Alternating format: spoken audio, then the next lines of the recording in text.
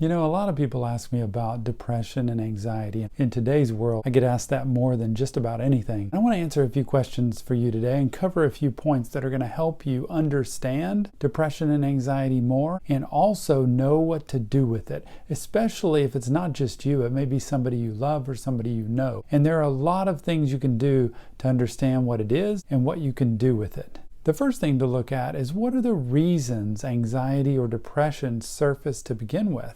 Number one, it could be genetic. It could be a history in your family that traces back, and over the generations, people have tended to have depression or anxiety. It could be situational. Something could have happened in your life that everything was going along just fine, and all of a sudden this big thing happened and it created kind of like a pothole or a speed bump in the road that knocks your car out of alignment, and now forever your car is pulling one direction or the other, and now forever you feel like you're going in a downward spiral of depression or in an anxiety-ridden spiral. And so sometimes a specific situation can cause that. There's also chemistry, just what's going on in your body as you grow up, hormones that happen, relationships you go through, life situations and jobs that you have that create an altered chemistry inside you that would be good to look at with a doctor to see if there's anything chemically going on that wasn't a part of a genetic history and also wasn't a part of a specific event in your life that triggered it. And then also there's trauma. A lot of people underestimate trauma. In fact, we think trauma is this big, scary, spooky thing that happens, but really trauma is any kind of a scenario that throws us off, that scares us, that changes our thoughts about life. And that could be a car accident, moving to a new city, changing schools or jobs, feeling mistreated or being mistreated, abused or threatened. There's so many situations that cause trauma. Even in today's world with the coronavirus, there could be trauma with that and PTSD over being scared of what's going to happen next, or am I going to get sick? So trauma plays a huge factor, and many more. We have to look at where this comes from first before we move on to the treatment and the remedy for it. The second thing is to ask yourself, why is it so hard to break away from this depression or anxiety? Because it's so difficult. Nobody wants this. Nobody loves being depressed. Nobody has a great time being ridden with anxiety. We want to get rid of that when we have it, but sometimes it's hard to shake. And you know what's really tough? It's when other people will tell you, hey, shake it off. Get over it. It's no big deal. Quit worrying. You have nothing to be afraid of. You have nothing to be stressed out about. You have nothing to be depressed about. So a few points to go along with this. How do we break free from it? Number one, it can be a learned helplessness. Like we could learn over our lifetime poor coping skills at handling stress and anxiety and difficult, stressful situations. We just learn unhealthy habits, whether it's an addiction, being a big enabler, avoiding and being in denial. We learn coping skills that just don't help us, so we stay in this spiral of never getting better. And that can create lots of unhealthy habits and also lots of poor repeated patterns. Also, we could have a negative self-belief. We could just have a poor image of ourselves. And when you look in the mirror, when you think about yourself, I deserve to be depressed. I'm never going to get rid of this. I'm the only one who's like this. Why can't I be normal? All of these thoughts can come in, and that's totally normal. It's not true, but it's normal, and we tend to believe it. That negative self-belief we have to look at carefully, and if you carry that around, you have to be honest about it and say, wow, I really am helping myself stay further down. I need to get out of that. And we're going to get into how to fix that in a minute. You have to be able to lean outside of yourself when this negative self-belief gets so strong. And the last part of this about how it can be so hard to break free from it is really because you could be in an environment in your community, in your friend group, in your work group, where it's fed that way. You have a culture of depression or anxiety, or you have a culture of people putting you down. That anxiety and depression gets fed by that. You could be in a relationship that's really toxic and unhealthy, and it feeds the anxiety and depression. You could be in a relationship where somebody's cheating on you. You could be fed that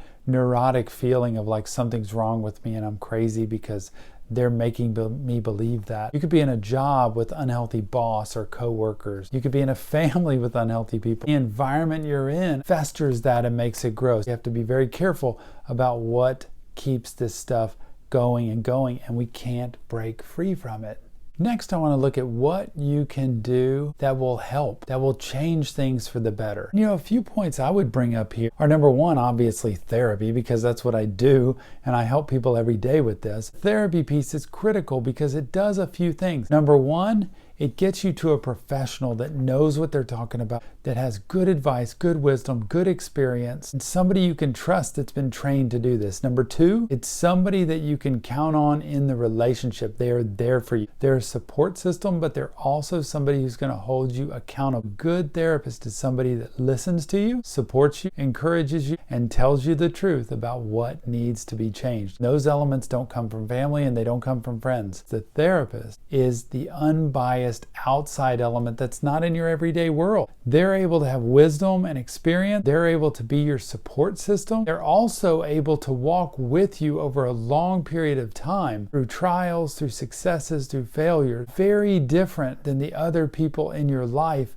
who are kind of there conditional. Even though we always say we love our family a whole lot, there's still conditions that go with that. And so the mental health professional is there to help coach you, to guide you, to listen to you, to support you, to encourage you. Another thing you could do with it is possibly look at a life change in your job scenario or your living situation. Sometimes you're stuck in a job that really recreates more and more anxiety or more depression. It's so stressful, there's so much pressure, and you want to look at, man, should I change this? Should I do something about it? Because if this is creating more pressure and more anxiety and more depression for me, it's not going to be healthy for me to stay in it. Same with your friend group. If you have friends that are toxic or family that are toxic, it doesn't mean just throw them all away, but you've got to learn to have good boundaries. Oh, by the way, another reason to have a good therapist, to practice good boundaries so that you don't get taken advantage of, and so that you learn to stand up for yourself, and so that you don't continue to believe negative self-talk or negative talk from other people about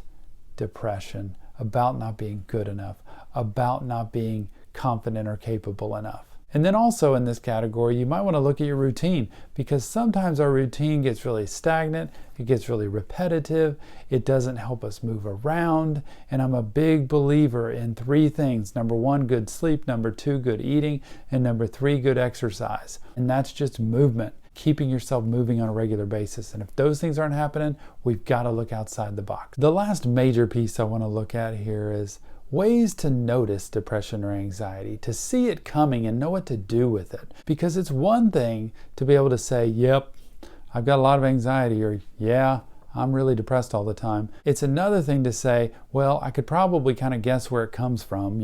I've had it in my family, or I've been depressed for years, or ever since I had a relative that passed away, or ever since I lost this relationship. We can point it out different places, but what do we do about it? I usually give people a kind of three-step approach here. Ask yourself, number one, what am I anxious or depressed about? What big situation's going on right now that's making me anxious or depressed? Number two, real anxiety or depression. Is it something I have any power or control over? Is it something that's actually happening? Because sometimes we have a lot of anxiety, or we have a lot of depression and overwhelming feelings over a situation we have no control over, or that we're imagining. I'm really worried I'm going to get fired tomorrow because I think my boss is going to call me into his office and tell me that. I've heard rumors around the office, and it's not something you have tangible evidence for. I think my girlfriend or boyfriend's going to break up with me tomorrow. You sometimes create the anxiety. So I always ask people, what are you anxious about? Give me the scenario. What are the facts? Number two, how real is it? Is it an actual thing? Yes, my boss has had 2 performance reviews with me, and they've both gone poorly, and he's called me back in for a 3rd one tomorrow and said, I really need to talk to you. Things haven't been good. That's factual, and I have some real evidence, okay? Listen to, number one, what the facts of the anxiety or depression are. Number two, is it a real thing, something you have control over, or something you can put real factual basis to? Number three, what am I going to do about it? Now that it's in front of me, am I going to be able to take action, or am I going to let it take me over?